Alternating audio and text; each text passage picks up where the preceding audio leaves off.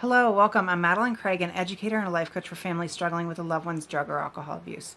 And this is another episode of my video blog, which I call Hope for Families TV, because I intend for all of my work to offer you hope in what I know is a very dark situation. So in my last episode, I talked about shifting your experience of the holidays after Thanksgiving was a total shit show.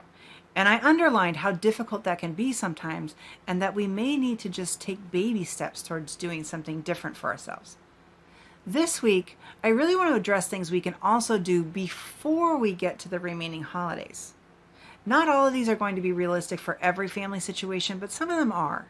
And for the ones that aren't, it might be helpful to take a look at why. That's probably going to point to ways in which you might need a little more support or self-care around the holidays. In fact, any plan for navigating the holidays with a loved one abusing substances should have self-care as its primary objective.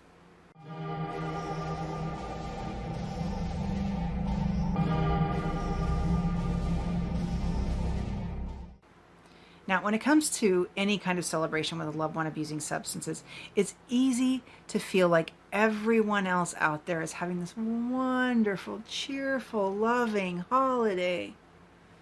So I'd first like to start with some perspective.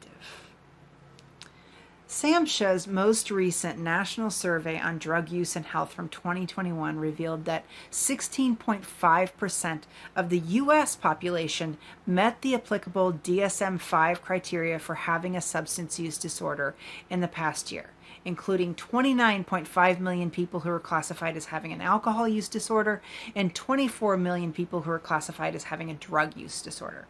And I can assure you, between 2021 and now, those numbers have not improved. Anything but.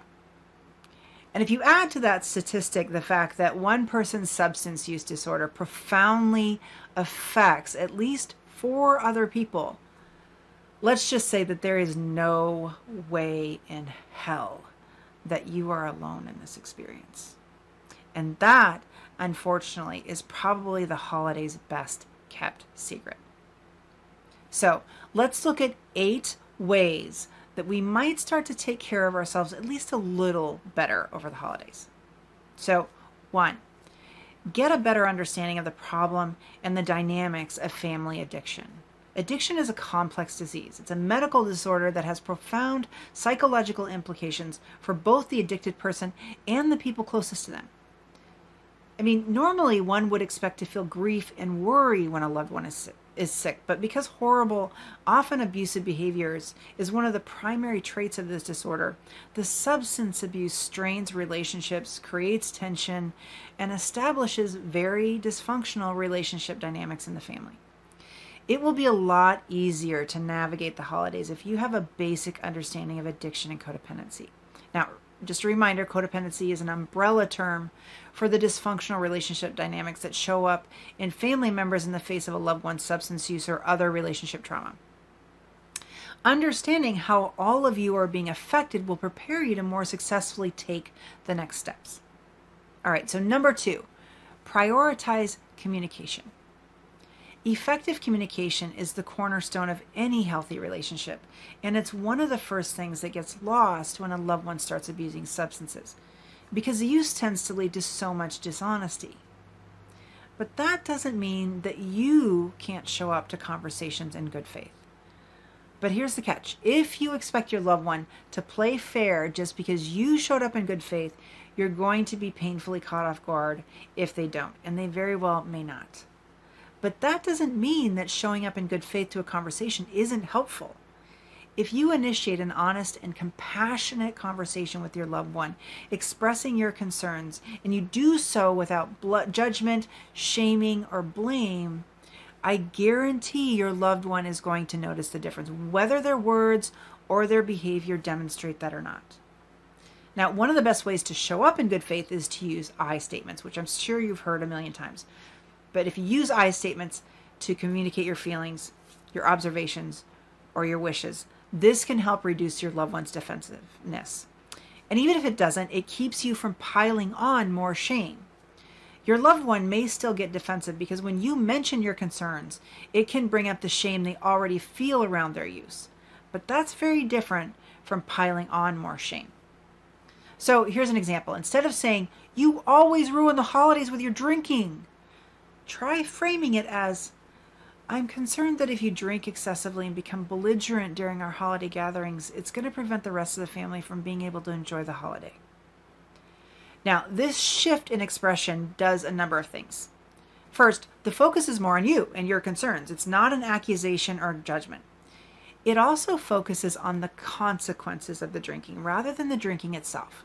And it's these consequences that are most likely to convince your loved one to make positive changes. 3, set realistic expectations. There's a reason that family recovery so often says to keep the focus on yourself, and it's because it's the only thing that you can actually control. You have influence elsewhere, but you can only control yourself. And so when it comes to your expectations for the holidays, it's far more empowering to focus on how you can address the problem differently. The way you communicate with your loved one is an excellent start. So focusing on how you address the problem is where you have the most leverage. But even then, it's essential to set realistic expectations for both yourself and your loved one during the holidays. Understand that recovery is an ongoing process, both for your loved one and for you. Neither of you will do this perfectly, and setbacks will occur with both of you. So establishing achievable goals, easily achievable goals, that can alleviate pressure and create a more positive atmosphere during the holidays. Also, if you can connect with your loved one while they're sober, you might consider discussing holiday plans together, taking into account the individual needs and triggers of your loved one. This might involve avoiding events with heavy alcohol consumption or establishing a signal for when either one of you need to step away from a challenging situation. When the two of you collaborate on a plan, you empower yourself and your loved one to actively participate in creating a much more supportive environment during the holidays.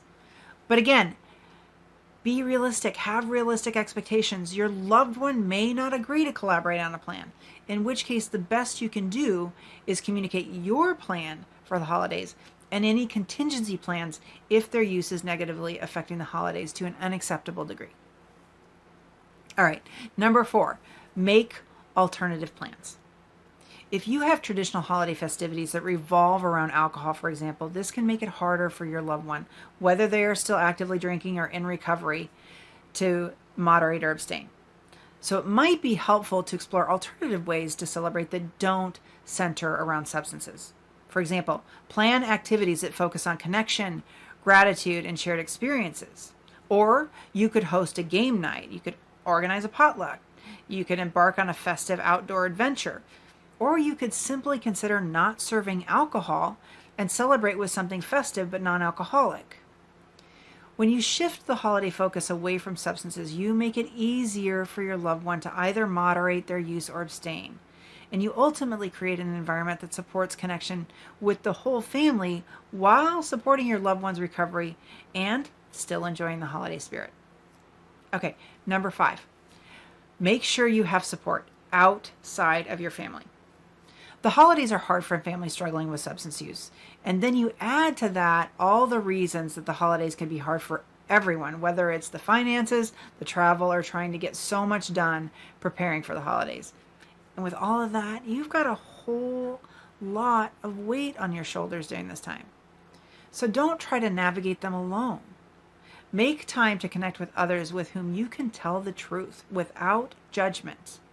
And unless you know that you have fully supportive and trustworthy relationships with family members, I highly recommend you find that support outside of your family. In fact, I recommend that even if you do have healthy relationships with some family members, that you also seek outside support, because seeking outside support also sets a good example for your loved one who's abusing substances, because they need that too, even though they might currently be denying it. When they see you improving and managing struggles and stress because of the support you have, they might muster the courage to ask for it for themselves. All right, number 6, establish and maintain boundaries. I talked about setting boundaries in my last episode, so if you missed that one, I recommend you go back and watch it. And of course, the next episode will also be completely devoted to setting boundaries at the holidays, so keep an eye out for that as well. But I talk about setting boundaries because setting boundaries is both one of the hardest things to do and one of the most important. As I mentioned in my last episode, boundaries are the most effective form of communication when it comes to a loved one abusing substances. But I can almost guarantee you're going to need that support in order to get clear on the boundaries you need and that you're willing to uphold, and so you can weather any backlash that those boundaries might trigger. So once you've got that support in place and you've reflected on what you need, clearly communicate with empathy your expectations and limitations and what will happen if they're not respected. And to help keep yourself away from judging and any residual anger from your loved one's past behavior, I recommend always emphasizing the importance of everyone's well-being. Draw on your support system so you can be consistent in upholding these boundaries, understanding that they are key to both a healthier family dynamic and your own well-being. All right, 7. Prioritize self-care. A loved one's substance abuse honestly sucks all the air out of the room at the best of times. During the holidays, the attention to the problems your loved one's substance use could create can often pervert what should be really joyful times into an absolute nightmare. I wouldn't blame you, frankly, for asking whether it would be better to even skip the holidays altogether. Regardless of what you do and of what your loved one does, putting your own well-being first will make whatever happens that much easier to navigate. And you will also be in a much better position to enjoy the good times.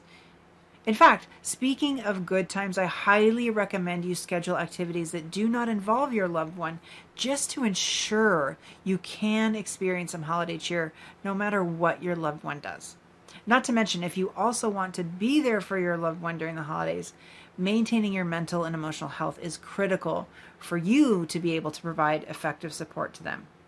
So whether it's taking a quiet walk or practicing mindfulness or connecting with friends or indulging in a favorite hobby, it's really important to carve out moments for self-reflection and rejuvenation for yourself. This self-care not only benefits you, but also enables you to be a more resilient and understanding support person for your loved one. All right, 8. Seek professional guidance. Substance abuse and family addiction are complex problems, as I've already said, and that can become even more difficult over the holidays. So don't hesitate to seek professional guidance if you can access and afford it. Therapists, counselors, family addiction coaches like myself, and support groups specializing in addiction can offer really tailored advice and truly helpful coping strategies. Professional assistance, in fact, was a huge game changer when it came to my own journey. Whether it's just for you or the whole family, professional assistance can also provide the space you need to explore the challenging emotional complexities surrounding addiction and family addiction. All right, so those are 8 suggestions for navigating the holidays with a loved one abusing substances. But I also want to add that it's important to be as gentle as possible with yourself during this time. It's probably not realistic to try to do every single one of these right now. While I recommend that if you do nothing else, seek effective support, it's really just important that you do something different. Whatever you choose, addressing addiction and family addiction is a marathon. It's not a sprint. So gentleness, patience, understanding, and also proactive planning will be essential for you as you do this. Just by making a beginning, you can create a healthier and saner holiday that supports healing, recovery, and the spirit of the season. I hope that helps. Thanks for watching.